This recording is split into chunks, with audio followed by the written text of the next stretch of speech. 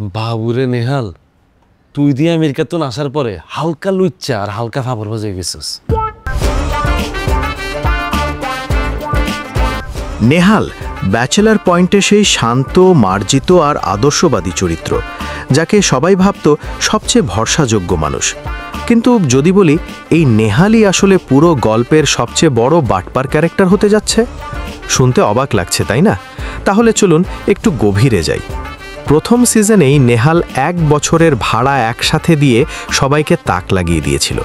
সবাই ভেবেছিল সে উদার, কিন্তু ভাবো তো, এটা কি সত্যি উদারতা, নাকি বন্ধুদের বিশ্বাস আর নিয়ন্ত্রণ কেনার এক বুদ্ধিদীপ্ত চাল? তারপর আসে হাবুর ভিসার ঘটনাটা। নেহালের এক পরিচিতের মাধ্যমে হাবু কাতার যায়, কিন্তু পৌঁছেই জানতে পারে তার ভিসা নকল। একজন নিরীহ বন্ধুর স্বপ্ন ভেঙে দেওয়া, এটা কি কেবল ভুল নাকি পরিকল্পিত প্রতারণা? এখানেই বদলে যায় নেহালকে দেখা দৃষ্টিভঙ্গি।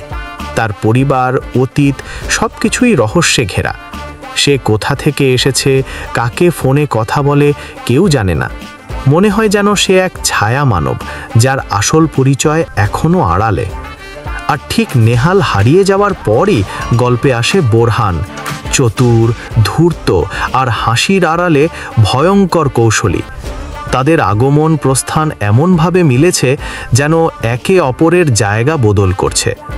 তাহলে কি নেহালই বোরহানের বড় ভাই?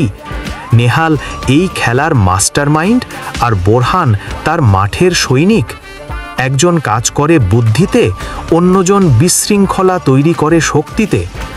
ভাবো তো, এই দুই ভাই মিলে যদি ব্যাচেলার পয়েন্টের পুরো গেমটাই চালাচ্ছে, তাহলে কাবিলা, হাবু, পাশা সবাই কি ছিল শুধু তাদের চালের ঘুঁটি? কমেন্টে জানাও তোমার মতে নেহাল নায়ক না প্রতারক। আর এমন আরও রহস্য জানতে চাইলে সাবস্ক্রাইব করে পাশে থাকো। পরের ভিডিওতে দেখা হবে। ততক্ষণে সবাই ভালো থাকো, সুস্থ থাকো। আল্লাহ হাফেজ।